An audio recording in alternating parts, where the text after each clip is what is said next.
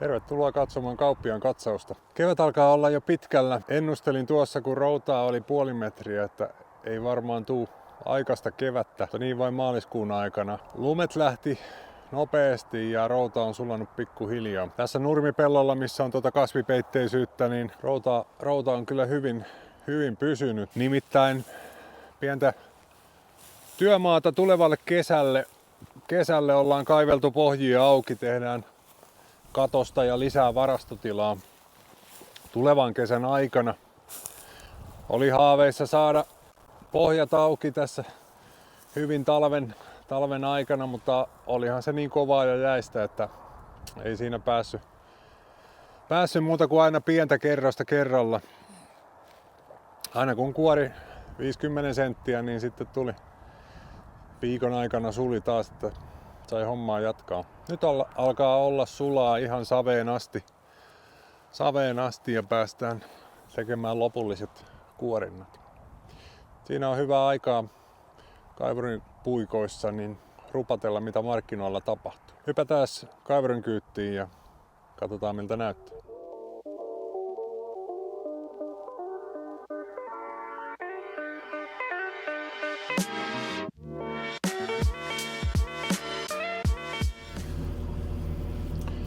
No niin, päästiin tänne kaivurin rattiin ja jatketaan kuorimista.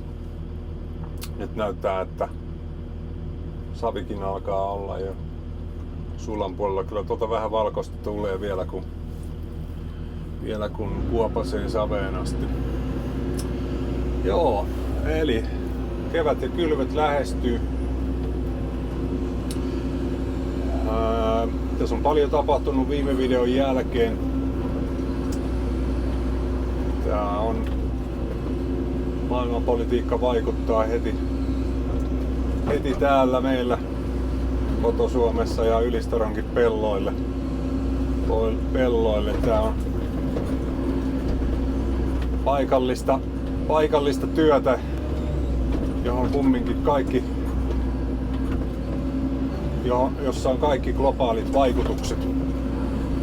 Eli kun USA ja Israel lähti hyökkäämään tuonne Iranin suuntaan, niin siinähän tuli saman tien kriisi tuon öljyn kanssa. Hormuzinsalmen laivayhteydet ei toimi ja sitä kautta maailmanmarkkinoilla öljyn saatavuuden tasapaino kärsii ja heilahtaa. Ja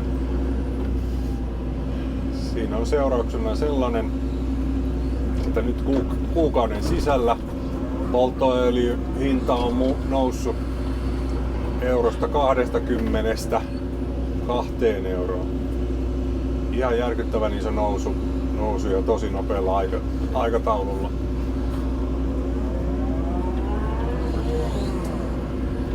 Eli ensin nousee energiahinta, mutta heti perässä nousee myös se ravinteiden hinnat. Näin ollen Yarakin nosti hintoja ensiksi reilu 70 tonni. Ja tässä vähän myöhemmin sitten parikymppiä vielä lisää. Se mitä Suomessakin on aina toivottu, että oltaisiin maailmanmarkkinassa mukana ja sitä me nyt saadaan. Eli kysyntä ja tarjonta ja kustannukset ja maailmanmarkkinan vaikutukset näkyy täälläkin myös säkkihinnassa saman tien. No, suurin osa, arviolta 90% tulevan kevään lannoitekaupasta oltiin jo tehty ennen näitä nousuja. Sen myötä voisi todeta, että tulevan kesän sato tuotetaan käytännössä vielä suht kohtuullisilla kustannuksilla niin meillä Suomessa kuin maailmanmarkkinoillakin. Vaikka tällä hetkellä kun laskee paperille mitä kannattaa kylvää ja tehdä, niin täytyy muistaa, että iso osa tullaan viljasta tuottamaan vielä kumminkin alemmilla hintatasoilla kuin mitä nyt tällä hetkellä on nousujen jälkeen. Se on aina, sanoisin aina on niin, että ensiksi energiahinta nousee ja sitä kautta ravinteiden hinnat nousee, mutta kyllä viljahinta on aina viimeinen, joka nousee. Kyllä siinä lasketaan aika tarkasti se tuotannon kustannus ja maailmanmarkkinoilla on hyvin viljaa tarjolla. Ei ole selvää pulaa mistään. Tulevaan kesän satoakin ennustellaan jo, että siitä tulee tosi iso ja ennuste perustuu siihen, että kylvöalat on hyvät globaalisti ja jo Euroopankin talvi alkaa olla väistynyt ja syysviljat näyttää talvehtineen hyvin.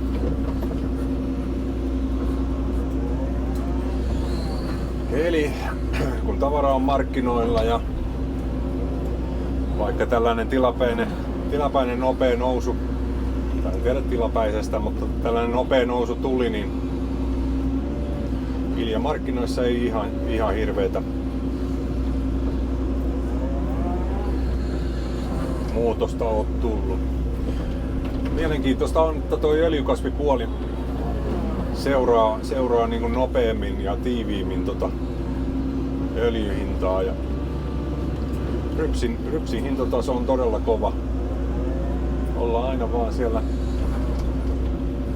aika lailla takavuosienkin huippuhinnoissa. Kävihän se jossain 700, mutta nyt kun ollaan 500 hinnan kanssa, niin se on tosi kova taso.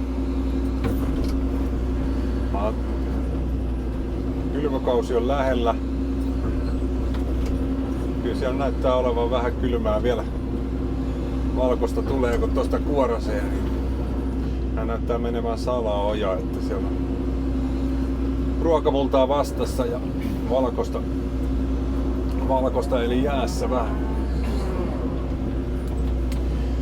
Elikkä tulevan kevään kylvöistä, niin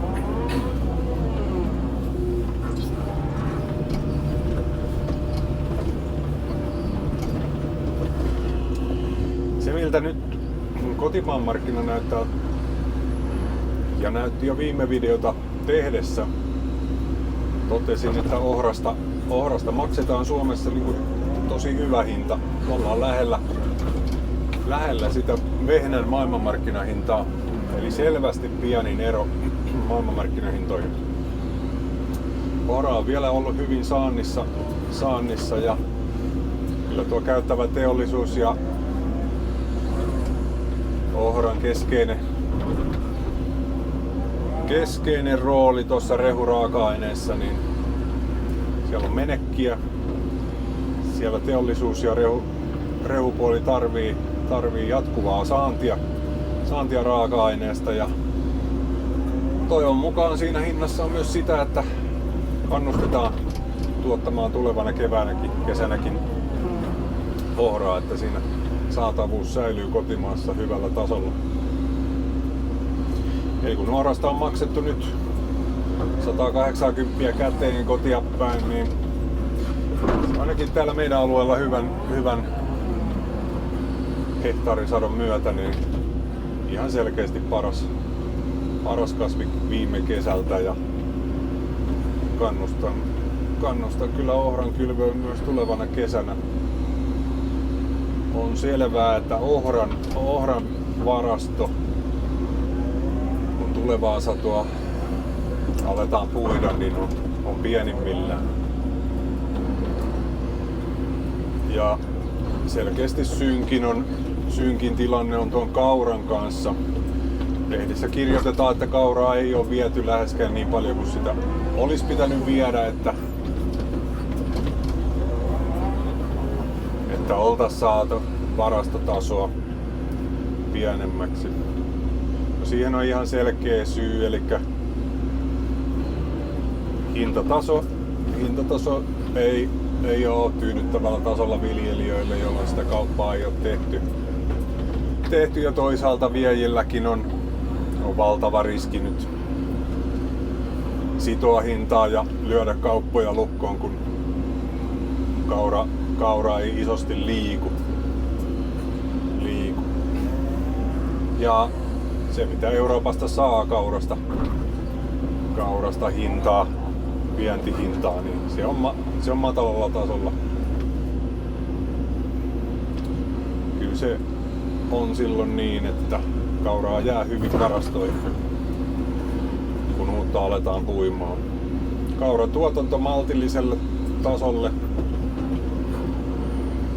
ettei sitä myötä tilanne pahenisi. Tosi hyvä kauran tilanne on siinä, että viime kesän laatu on priimaa, ei ole Donin kanssa tarvinnut takuta. Eli kyllä se ajan kanssa kauppansa tekee. Kaurasta ollaan maksettu niin luokkaa 165 käteen tilalle päin.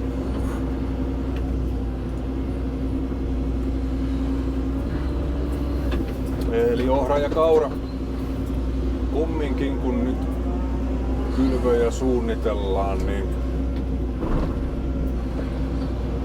on hyvällä sadolla, sanoisin se ykkösvaihtoehto, koska siinä on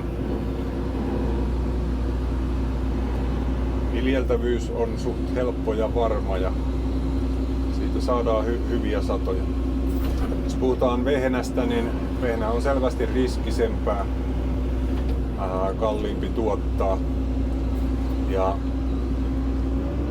täällä Pohjanmaalla iso osa vehnästä menee rehukäyttöön.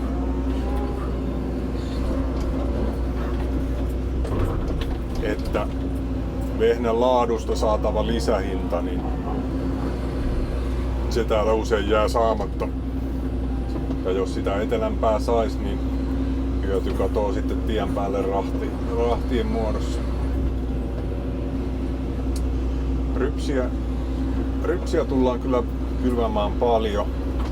Rypsin kylvöä rajoittaa selkeästi se, että siemenen saatavuus alkaa olla jo heikko.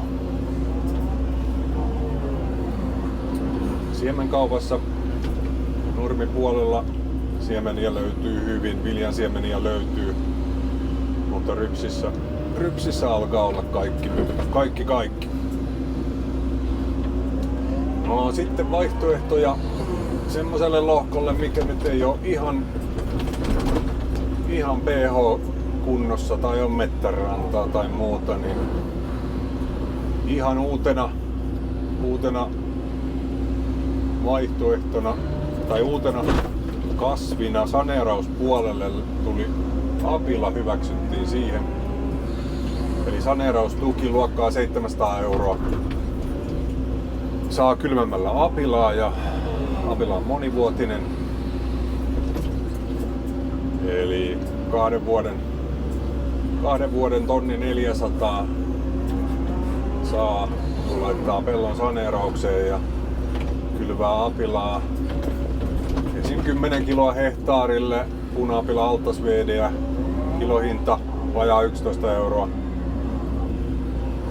Kustannus verollisena 110 € tuki, 2 vuonna yhteensä 1 400 €. Ihan hyvä tuotto. Ehdottomasti kaikki vähän huonommin tuottavat lohkot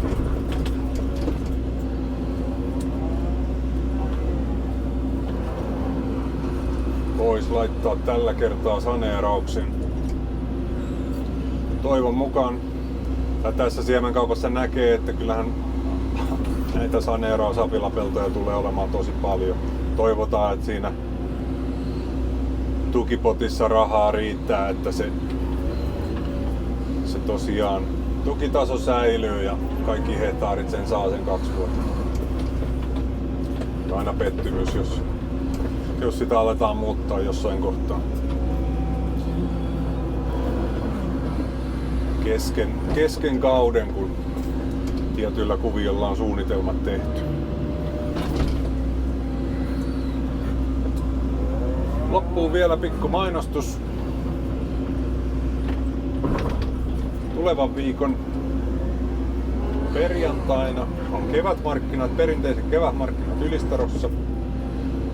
Mukana taas tosi hyvä kattaus alan toimijoita ja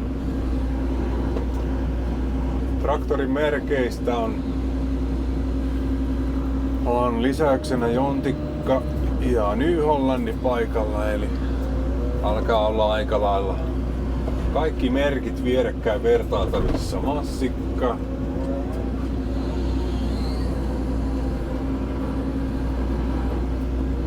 Massikka, Klassi, Jontikka, New Holland, Valtra ja Fendt. Paikalle myös muita maatalouden toimijoita, paikallisia ja valtakunnallisia. Laihialla niin, ja käsisammutinten testaus LähiTapiolan toimesta. Rahanarvoinen etu käyttää. Eli perjantaina Ylistarossa 8–5 ollaan auki. Ja sitten jatketaan bileitä Laihialla lauantaina. Ja Laihialla ollaan aamu 9 sitten 2 asti. Molemmissa pisteissä makkaratarjoilu. Toivottavasti saadaan mukava markkinasää ja paljon niin kävijöitä paikalle. Nähdään siis ensi viikon perjantaina ja lauantaina. Näillä sanoilla toivotaan mukavaa kevättä, kylvöaikaa. Tehdään voitava ison sadon saamiseksi ja muilta osin seurataan mihin maailmanmarkkina on menossa. Kiitos kun katsoit video. Mä jatkan kaivuuta. Nähdään seuraavalla videolla. Moro!